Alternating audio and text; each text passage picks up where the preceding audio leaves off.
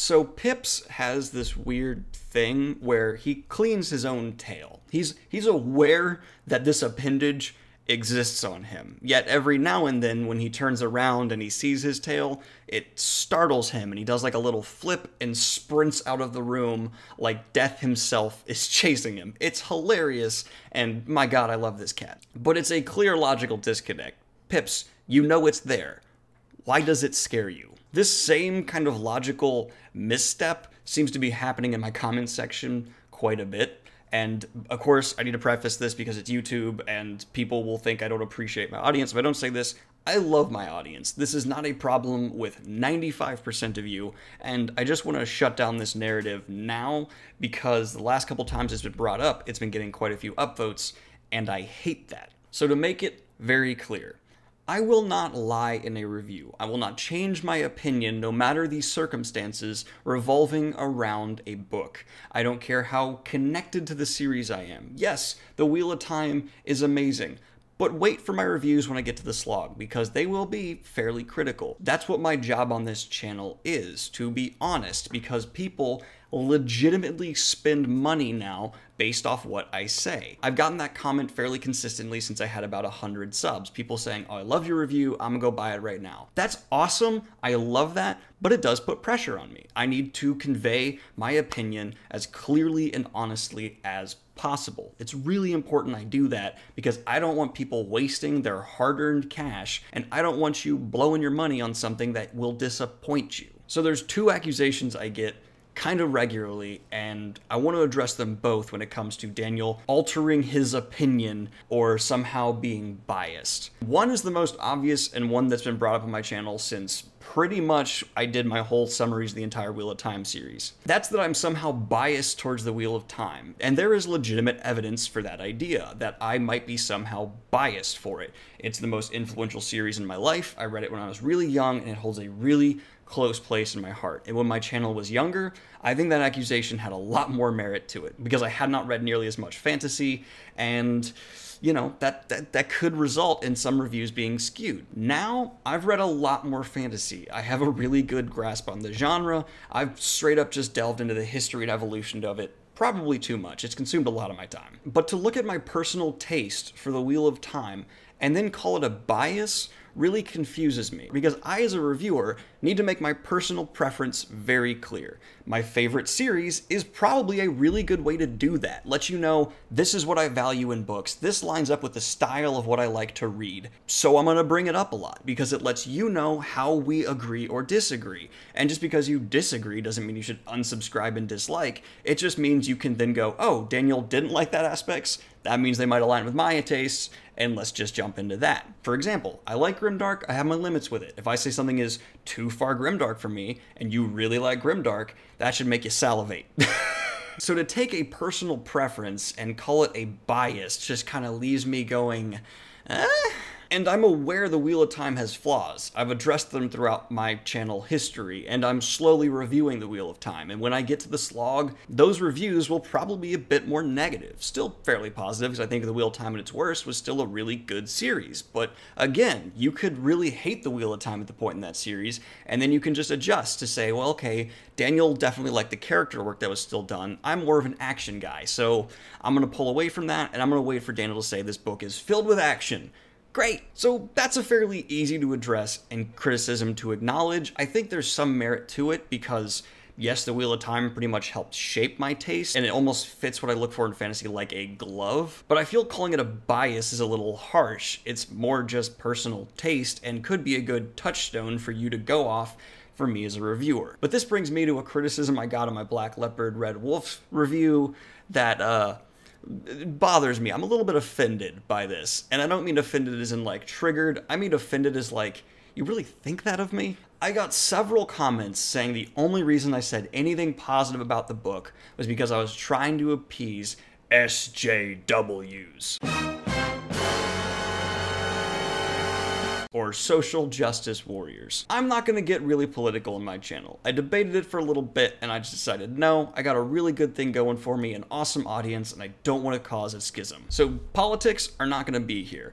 And no, that's not a strategically placed poster of Obama. I really like political artwork. It's a weird, like, hobby and fascination of mine. It's why I like Vietnam protest music quite a bit. And that's just the place where it went in my apartment. My TV's on that wall. There's not much of that wall left. And then there's a kitchen. I'm not trying to send you subliminal messages. It's just where it fit. I don't want it in my bedroom because I don't want Obama watching me sleep. And I don't want to put it in the bathroom because, you know, ew. I don't like posters with eyes on me. I'm weird. But yes, I also am a liberal, and I probably wouldn't have that poster in my house if I didn't. It is the most iconic political imagery of my generation so far, but, you know, it also aligns with what I believe in. Do I let that somehow filter into my book reviews and make it so I have to give Black Leopard Red Wolf a positive review? Go rewatch the review. It wasn't that positive. In fact, I said the first 2/3 of it were frustrating to get through, and the plot was almost entirely dropped at times. But it is frustrating. But there are so many points in this book where I was just kind of, what? I don't, okay, that's what's happening. All right, I got it. Let's move on. It's frustrating, but it does. And while the first 2/3 of the book I did find frustrating, notice I did not specifically say the plot, because the initial plot and pretty much any care the reader has for the initial plot is kind of just dust in the wind. We are never really given many reasons to care about the initial objective, and by the end we still really don't. How did you think that was overly positive and pandering? And those same people pointed out like, no, now it's on his bookshelf, he's clearly trying to pander. My bookshelf's full and I don't have room. There's also 4 books on my coffee table because I don't have room anymore. I need a bigger bookshelf. Things are organized by series, and I don't want to split series up. I'm a little OCD about it. It's already stacked way up high on top. I think that's gross. Someone help me find a bookshelf. I also gave a lot of praise to Black Leopard Red Wolf because, as I've made it clear on my channel before, I really like it when authors take risks and try something new, stylized, bring something new to the genre. And it's undeniable that Marlon James did that. Black Leopard Red Wolf has a writing style that is way out of left field, and it works for the book's benefit and detriment, which I pointed out. And he's also blending elements of classic and modern fantasy to great effect. Both things I highly praise, as well as giving heavy criticism. Now, if I wanted to pander to social justice warriors, I would have spent the whole review talking about the fact that it had African influence and that's really different and oh boy, isn't that exciting. I did think that was pretty different and fairly original. Not nearly as original or as important to me as a reader as the highly stylized writing, which is why I talked about that a lot more, but I did like it. It was neat, and I like seeing different cultures influence a new fantasy world. Cool, but I didn't even bring it up.